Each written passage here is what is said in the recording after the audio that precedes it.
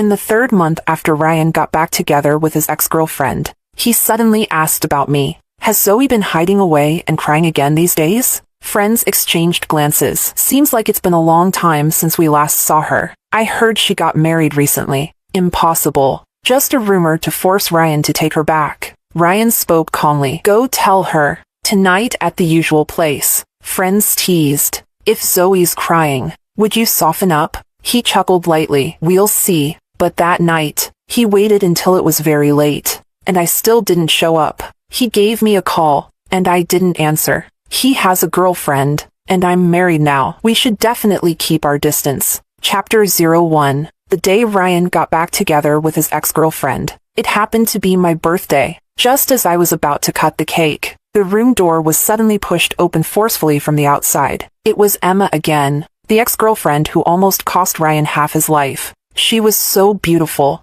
her dress and makeup impeccably perfect. Even her hair seemed to be glowing. I instinctively hid my hand behind my back, but the calluses on my fingers accidentally snagged a thread on my dress. Ryan. Emma pushed past the friend standing in front of her. She lifted her skirt and rushed in front of Ryan. I give up. This time, I'm the one giving in. Her words sounded submissive, but her chin remained defiantly lifted. She struggled to hold back her tears. The room fell silent. I instinctively looked at Ryan. His expression was cold as he sat on the sofa. Indifferent. He didn't look at Emma once, but his lips were tightly pressed. Ryan, I'll ask you just once. Do you want to get back together with me? As soon as Emma finished speaking, Ryan suddenly let out a mocking laugh. Who do you think you are? You break up when you want, and then get back together when you want? Even as he spoke, he reached out and pulled me into his arms. His movement was rough, and my nose bumped against his firm chest. The sharp pain almost made me tear up.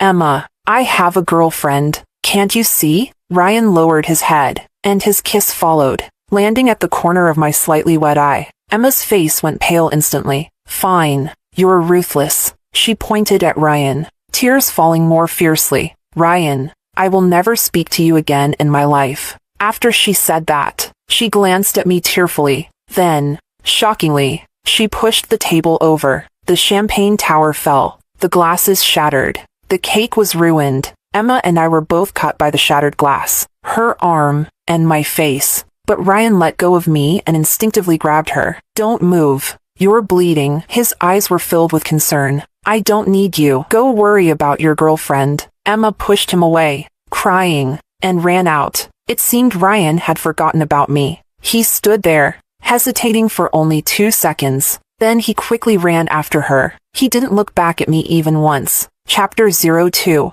Maybe they were afraid I'd feel awkward. Or perhaps, more simply, they were just Ryan and Emma's friends. They had nothing to do with someone like me. So, one by one, they all left the room. I was wearing a beautiful dress, holding my wounded face. That feeling of sadness, like an undertow, quietly consumed me. This was the grandest, most lavish birthday party of my life. The beautiful 2-layered cake.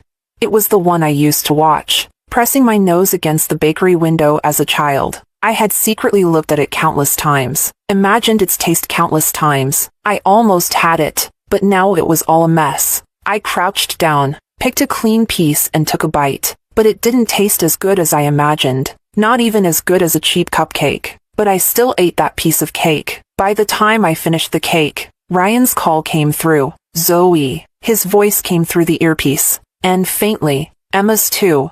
I'm here, I answered softly. I have something to tell you. Don't start crying first. I am a bit of a crybaby, born with tear ducts shallower than most people. Ryan, are you done? You're breaking up with me, and you're still comforting her? Emma's voice came through, sounding angry. Ryan's tone immediately became hurried. Let's break up. They told me your face was cut. I'll give you some money. Don't come causing trouble. That money is more than your dad would earn in 3 years fishing. I hadn't had a chance to say anything. The call ended abruptly. Chapter 03. Ryan has always been very generous. I've heard he had a few ex-girlfriends before. He was extravagant during the relationship, and would give them a lot of money as breakup compensation. My best friend Roxana tugged on my ear, warning me, don't be stupid. Take the money. Otherwise, You're a fool. Getting dumped on your birthday. Getting your face cut. Almost disfigured if you don't demand emotional damages. We're being too kind. The scar from my forehead to the corner of my eye slowly began to heal. But Ryan still hadn't transferred any money to me. I tried to confront Ryan and Emma, but I couldn't even see Ryan's face. Instead, I got harshly mocked by Emma and her friends. Just as I was planning to call the police, my family suddenly ran into trouble. My father owns a small fishing boat. A few days ago, while out fishing, due to stormy waves, he accidentally grazed someone's yacht. We have to pay a large amount of money as compensation. If we can't, he will go to jail. If Ryan's compensation to me were like the rumors, it would just about cover it. My father's hair has turned half white with worry. I transferred all my part-time earnings and scholarship money to him, but it was just a drop in the bucket. Roxana, frustrated with my hesitation, grabbed my phone and texted Ryan. His call came quickly, but when I answered, it was Emma's voice. Chapter 04. Zoe. Is it? Poor people really have no ambition. After taking so much advantage, it's still not enough. And you have the nerve to ask for compensation? Women from your little fishing village really know how to hook and exploit, don't they? My face turned beet red, and I struggled to come up with a retort. But tears fell first, cascading down. How could she have the nerve to say that about me? Ryan and I had been dating for less than a year. Every argument we had was because of her. The first time, Ryan left me on the roadside because of her, and I almost ran into trouble. We gave each other the silent treatment for half a month, and I cried for half a month. The second time, it was also because of her. Ryan flew abroad and was unreachable for a week. At that point, I had made up my mind to break up. But when he came back, he was in such a bad state and ended up in a minor car accident. His friends called me repeatedly, saying he wanted to see me. When I saw him, I softened again. The third time was my birthday. I almost ended up disfigured. The doctor said if it were half a centimeter closer, it would have injured my eye. Don't they owe me compensation?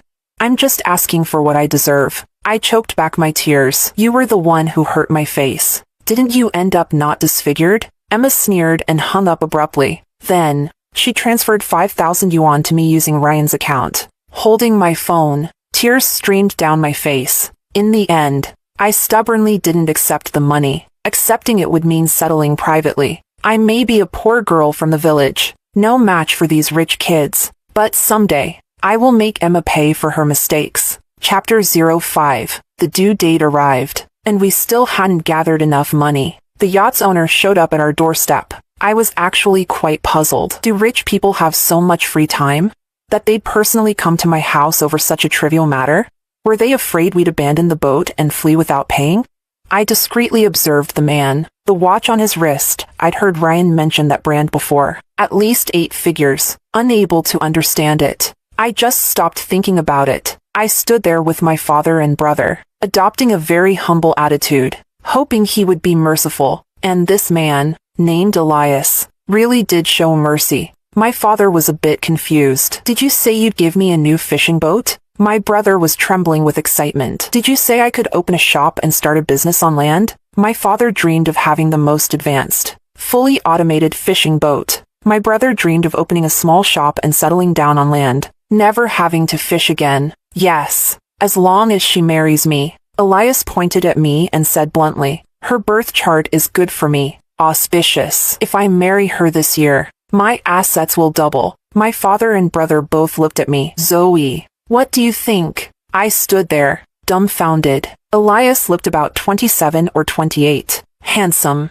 though when he wasn't smiling, he looked quite stern. Worth billions. Tall, long legs. Any way you look at it, it's a good deal for me. I swallowed nervously. If Dad gets a new fishing boat, and my brother gets a shop, why don't I get anything? Elias was startled at first, but then he smiled. When he smiled, he looked rather gentle and elegant. I felt my face heat up, too embarrassed to look at him again, but he waved his hand, and someone brought in lots of small cakes. They were fragrant, delicious cupcakes. I could eat 3 in one go. Holding the cakes, I asked him a few important questions. Your last name is the same as Emma's. Do you know her? Elias thought for a moment. I think someone in my family has that name. And is she afraid of you? The smile in Elias' eyes deepened. Her entire family should be afraid of me. In this entire city. Is your family more powerful than Ryan's? Of course. All right then. I hugged the cupcakes tightly and nodded vigorously. I agree,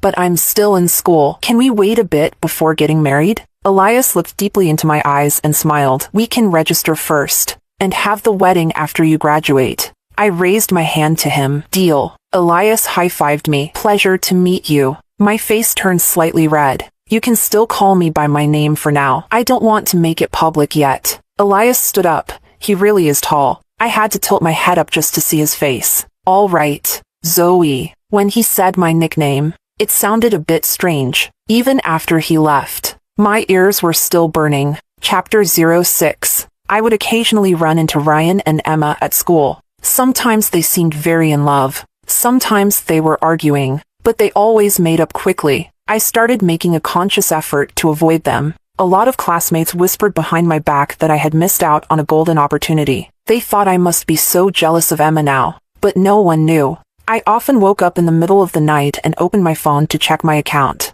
There was the enormous dowry Elias had given me. I counted those zeros again, and then drifted back to sleep, satisfied. Soon summer vacation arrived. I went back home to go fishing with Dad, completely removed myself from Ryan's circle. So, when I got a call from one of his friends that day, I was quite surprised. After some small talk, his friend finally got to the point. Zoe, tonight at the usual spot. Ryan wants to meet you. I was just about to refuse. Dress up. Make sure you look nice. Here's a secret for you. Ryan and Emma have broken up. For real. They've broken up. Take your chance. I didn't even get a chance to say anything. The call ended. Dad was calling me to bring in the nets. I soon forgot all about it. Chapter 07. The friend came back, patting Ryan with a smile. I just called Zoe. The others immediately chimed in. Ryan, if Zoe cries, will you soften up?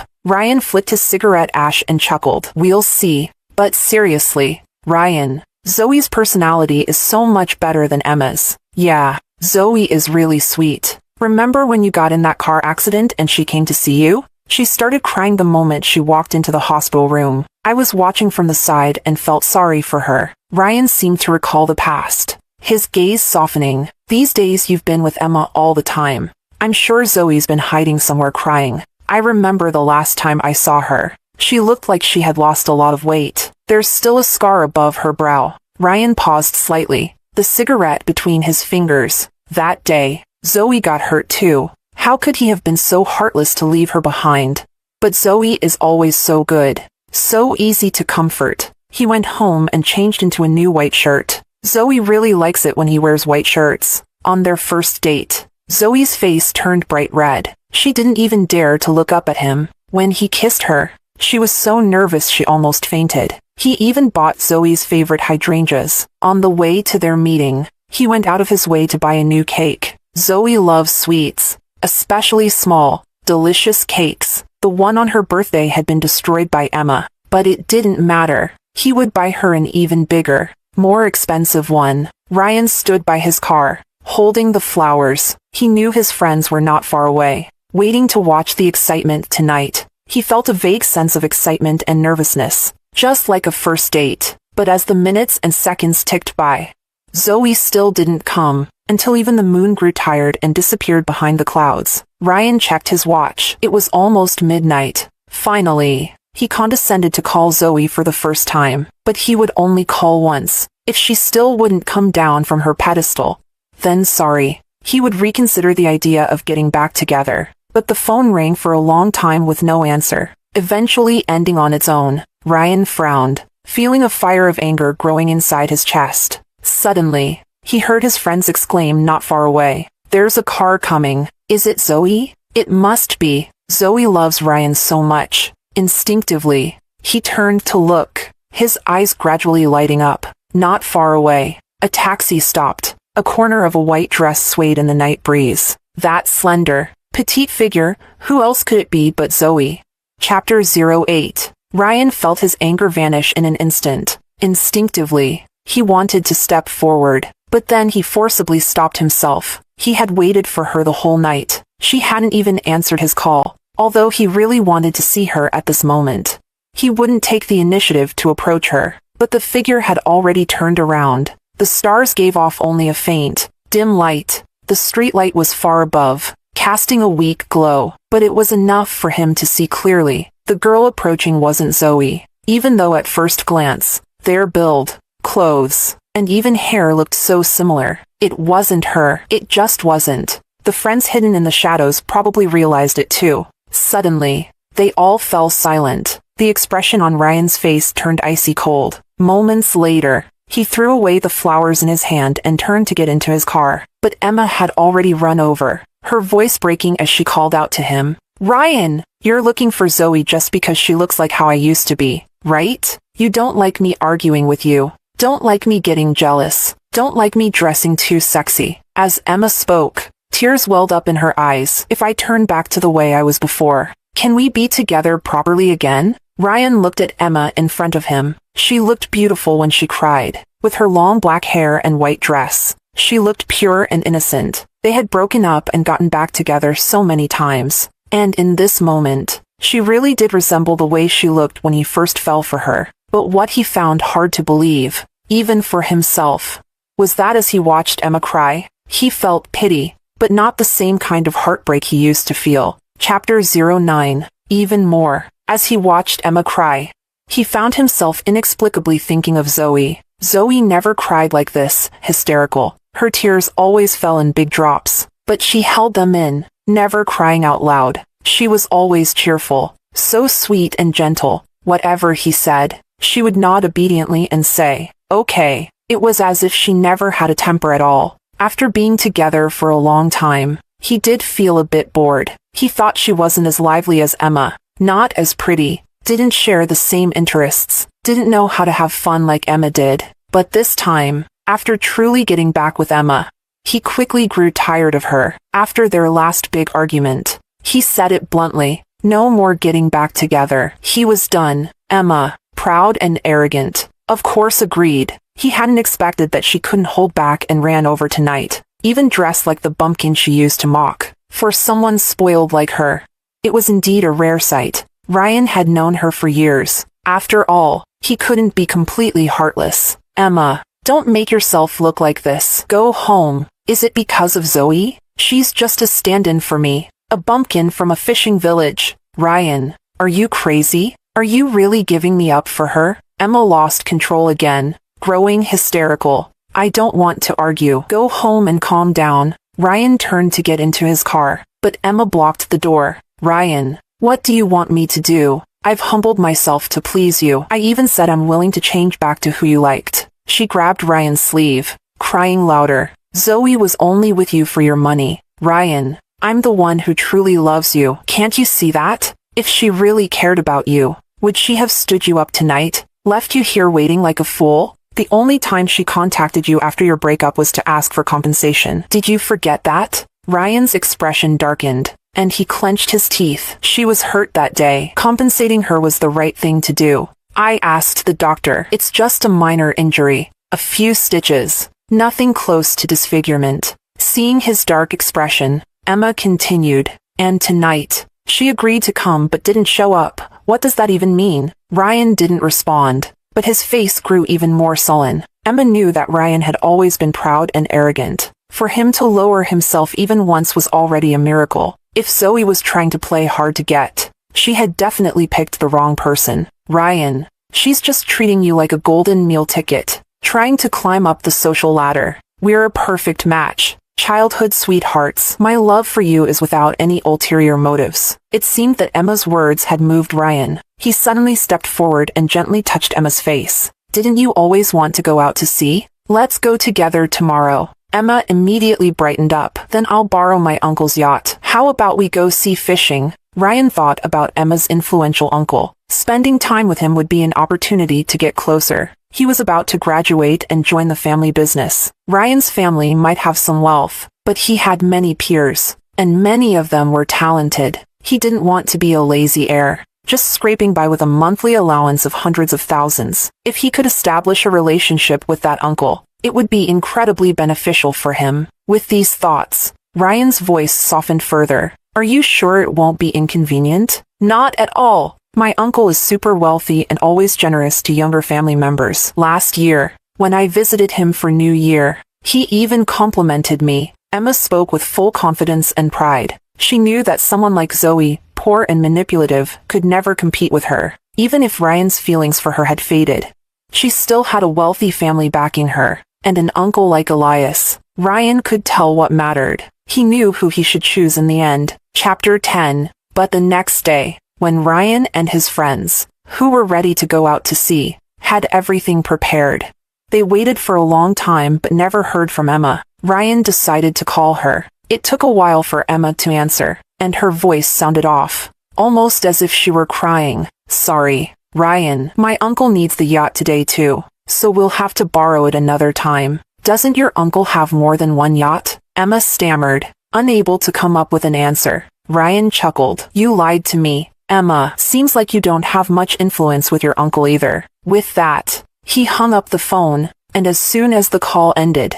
Emma threw her phone in anger. Her uncle had clearly agreed to lend her the yacht at first, but after asking for a name, he suddenly refused. Moreover, he added a specific instruction: anyone in the family can use it, except Emma. In less than 3 minutes, this news spread throughout the entire household. Emma was utterly humiliated, and her father, furious, slapped her. The other girls in the family mocked her, both openly and in secret. Emma couldn't understand why her uncle would say such a thing. She had always tried to be especially obedient in front of him. She racked her brains for a long time, but couldn't figure it out. What exactly had she done wrong to upset her uncle? She couldn't understand, but she had a sinking feeling. From now on, her family's status in the larger family would surely plummet. Her parents relied on her uncle to make a living, and now, she had unknowingly offended him. Emma lay on her bed. The more she thought about it, the sadder she cried. What could she do to make amends?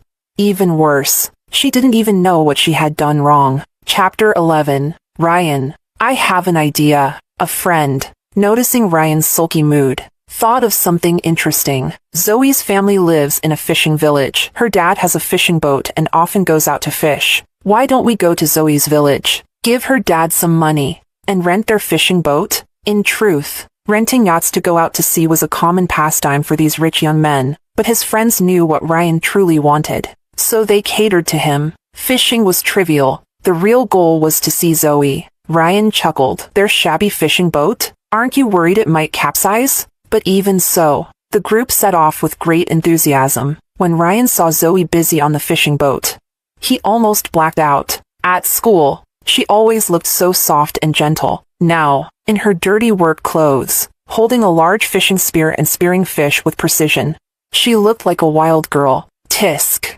She's really wild. Quite something. Ryan. Imagine if she threw that spear at us, there'd be blood everywhere. Ryan kept his eyes fixed on the slender yet agile figure on the boat. He cursed at his friend. She'd spear you first. Chapter 12. Actually, I had noticed Ryan and his group long ago, but I didn't have the time to pay them any attention. These rich young men were always at top clubs and yacht parties. They came to our small fishing village only because they were bored. They were looking for fun. Before, it was because of Ryan that I had any connection with them. But now, none of them had anything to do with me. But as soon as I stepped off the boat with the fishing spear in hand, Ryan called out to me. I didn't avoid him. This was my village, and I wasn't afraid of them, so I walked straight over. What do you want? I asked. Ryan glanced at me, then at the fishing spear in my hand, which was taller than he was. Put that down first. I gripped it even tighter. This is for spearing fish. Are you scared?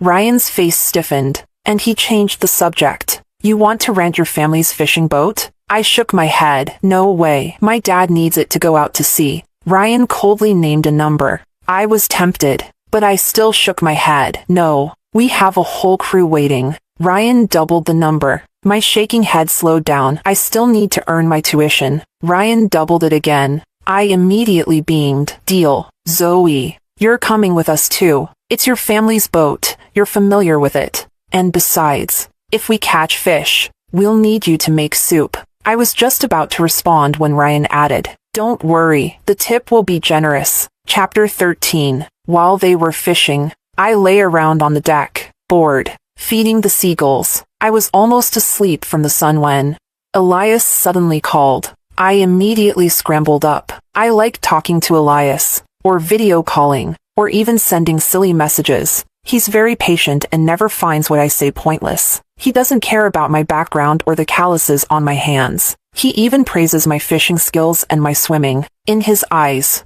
it seems like everything about me is special. Because of that, my confidence has skyrocketed. Elias, I made a lot of money today. As soon as the call connected, I started chattering away. Not bad. It sounds like a great deal. Zoe, you're getting more impressive every day. Elias praised me generously. I grinned, lying on the blanket, kicking my feet. Right? All I have to do now is soak up some sun and make soup. And I get a huge tip. If I get a few deals like this a year, I could retire. Zoe, Elias suddenly said. What's up? Has it been a week since we last met? I counted on my fingers. It has. I'll pick you up tonight. I glanced over at Ryan and the others in the distance. I don't know if they plan to fish at night. Elias chuckled softly. Don't worry. They won't. All right. Come pick me up. Sure thing. I've got some work to take care of, but I'll call you later. All right. I reluctantly hung up the phone, but as soon as I did, one of Ryan's foolish friends suddenly fell into the sea. I rushed over, joining the others in throwing swimming rings to him. I even untied the lifeboat secured to the side of the boat and tossed it over. But the guy was panicking, flailing his arms, and splashing around wildly. Before long, he'd swallowed a stomach full of seawater and was drifting further away. I sighed, exasperated, and took off my work clothes. Zoe, what are you doing? Ryan grabbed me by the arm. I looked at him, confused. I'm going to save him. What else? You're going? Who else? Are you going to go? I pushed his hand away, seeing that the guy was about to be overwhelmed by the waves. I didn't waste another second arguing, shrugged off my work clothes, climbed over the railing, and dove headfirst into the sea. Chapter 14. Ryan felt like this was the first time he truly saw Zoe. She leaped into the sea like a beautiful little fish. The waves seemed to become her playmates. The fish swam around her affectionately. Everyone stood silently at the side of the boat, gradually falling quiet. The wind howled. The sails billowed. It felt like all that remained in the world was this symphony of noises. Ryan couldn't tear his eyes away from her. Not for a second. Her slender yet powerful arms cut through the waves, quickly reaching the person in the water. It was clear she had received professional training. Her movements were skilled and precise. She soon pushed the man to the lifeboat. He held onto the lifeboat and gradually recovered. Zoe helped him onto the boat but didn't climb up herself. Instead, she swam a few more joyful laps in the sea. She even caught two beautiful little fish. She waved her arms, showing off her catch to them. Her smile curved her eyes into crescents. The sunlight danced on the water, like scattered gold, and she bathed in that shimmering light. She shone even brighter than that golden glow. Her hair was soaking wet, exposing her smooth forehead. Ryan saw the pink scar at the corner of her eyebrow. A sudden pain, sharp like a needle, pricked his heart. It was as if he suddenly understood something. Zoe had never been a stand-in. He had never truly treated her as a stand-in. The real her was nothing like Emma. And in the past, the reason she always appeared so obedient and soft-spoken around him was because she genuinely liked him back then. She had hidden these sides of herself, thinking he wouldn't like them. But now, perhaps she no longer liked him, no longer cared. So now she could be herself without any restraint. Ryan felt an inexplicable pain in his heart. The happier Zoe smiled, the more it ached inside him. She was like a little fish in the sea, and he felt as though he could no longer catch her. Chapter 15. When I came out after showering and changing my clothes, Ryan was waiting for me outside. We were getting ready to head back. Ryan was called back by his family for something urgent, and I had a date with Elias. So right now, all I could think about was getting off the boat, rushing home, and changing into a beautiful dress. Elias loves buying me clothes, and I love the beautiful dresses he buys me. What's up? I asked, drying my hair as I spoke. Zoe. Ryan suddenly took a step forward and gently grabbed my wrist. I was startled, quickly pulled away, and backed up several steps. Talk if you want, but don't touch me. Ryan stayed where he was. All right, I won't touch you. Let's just talk. Zoe, what do you want to say? Does your forehead still hurt? It hasn't hurt for a long time. I know a great plastic surgeon. I can take you to get the scar removed.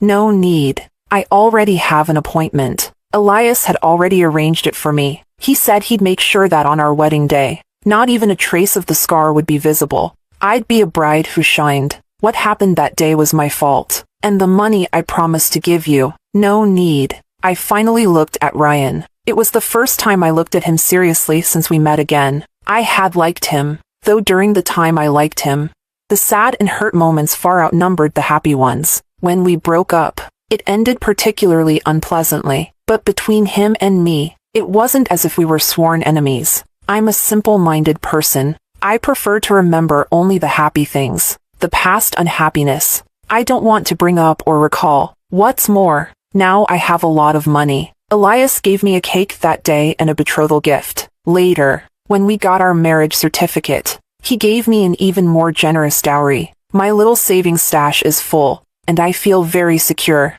I've already moved forward with great strides. Looking ahead, Zoe. Ryan's voice was incredibly gentle. Let's start over, okay? I'll pursue you again. I interrupted him. I can't relive my 21st birthday, nor can I pretend those hurts never happened. Ryan, let's both move forward. But back then, it was you who liked me first. He held onto the hem of my dress, refusing to let go. I smiled. But the one who likes first actually has the power. I can always take back my feelings for you, and I can fall for someone else. That's impossible, Zoe. We've broken up before, but each time, we made up quickly. This time will be the same. This time, it won't. I pushed his hand away, stopping him from getting closer. Why? I didn't want to share my personal life with him, so I just smiled softly. It has nothing to do with you. Chapter 16. On the night of my date with Elias, I got drunk for the first time.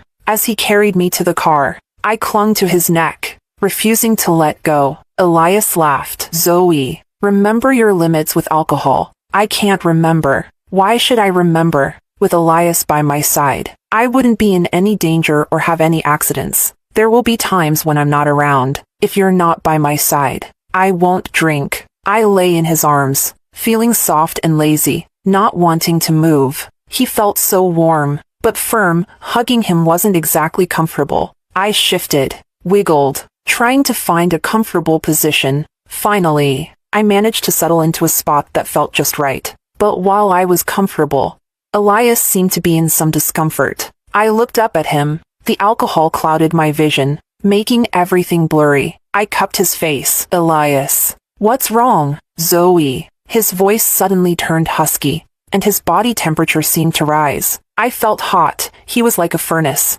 Instinctively, I wanted to move away from him, but Elias suddenly tightened his grip around my waist. His fingers were long and strong, his palm hot, through the thin fabric of my dress. His warmth seared into my skin. For a moment, I was dazed, staring at him, and Elias lowered his head, kissing me deeply. It was a kind of deep kiss I had never experienced before. Strong and dominating, yet also unforgettable. It felt as if a door to an unknown world was slowly opening in front of me. When the kiss ended, I found myself wanting more. Maybe it was the alcohol, or maybe there was always an untamed wildness in me. As Elias tried to move me off his lap, I lunged forward, kissing him again. More. Elias, kiss me like that again. Zoe. The car was moving smoothly forward. Light from outside flickered through the windows. Elias' face was close to mine, his features looking even more handsome and chiseled up close. Breaths were hot,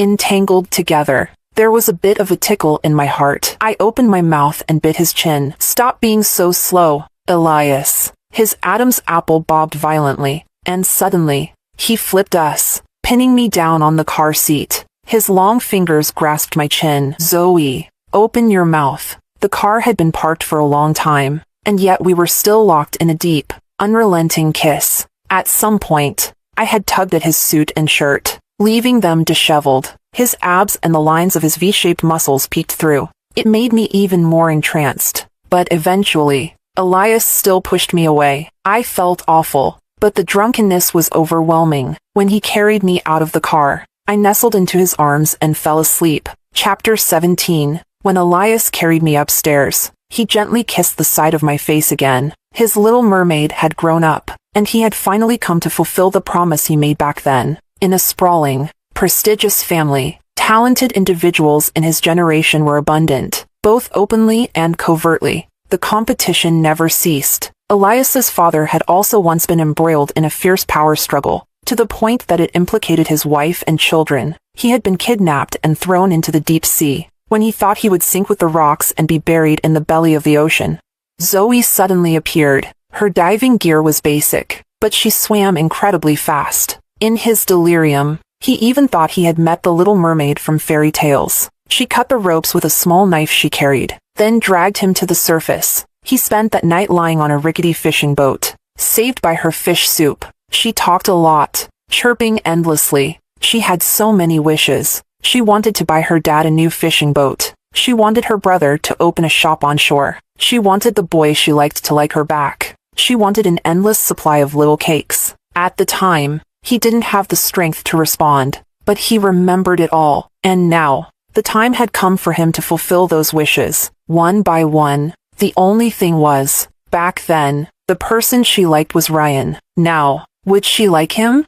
He thought he had enough patience to wait for the day he got the answer. Chapter 18. In my last few months at school, Ryan initially kept coming around, pestering me, but after a few days, he disappeared. Later, I heard from my best friend Roxana that Ryan seemed to have gotten himself into trouble. He had caused a huge mess for his family's company. It seemed that from now on, he wouldn't be able to enter the core family business again. As for Emma, it seemed that overnight she had been blacklisted by the socialites of Hong Kong. I had a vague sense that all of this was probably Elias's doing. The childish things I had once said, he had taken them all seriously. But I'm not the kind of person who's magnanimous. Of course, I wouldn't speak up for Ryan or Emma. These things, I heard them, but I didn't really care. A year flew by in the blink of an eye. I inherited my dad's fishing boat, and I was getting married. Elias was usually very low-key, but this wedding was unprecedentedly extravagant. When the entire city's attention was on the wedding,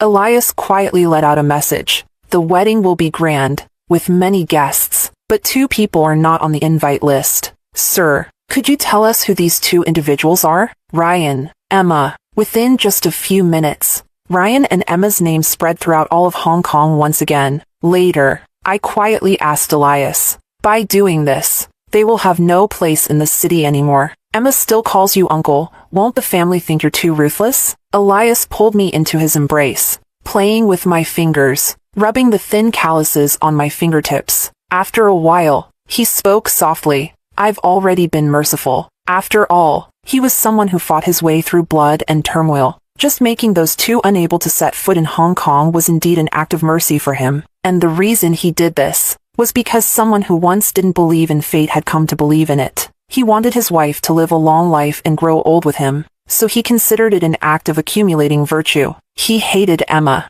and he hated Ryan even more. The thought that Ryan had once received her affection kept him awake at night. Now that they were far away from Hong Kong, unlikely to ever return, Elias finally felt a bit of peace in his heart. I can't really see the mercy in you, but this is good too. I still remember how arrogant Emma was after hurting me. I pulled my hand away and frowned. My hands are still rough. But you were so happy spearing fish. What can we do? Elias shook his head helplessly. True enough. If I have calluses, then so be it, after all. Elias doesn't mind. Happiness is the most important thing. Zoe. Elias hugged me from behind. We stood before the massive floor-to-ceiling window, looking out at the distant harbor and mountains. This entire bay is yours. What would I do with such a big bay? I turned to look at him. All I need is a boat and a small piece of sea. Is that all? I paused, suddenly realizing something. And for once, my mind was sharp.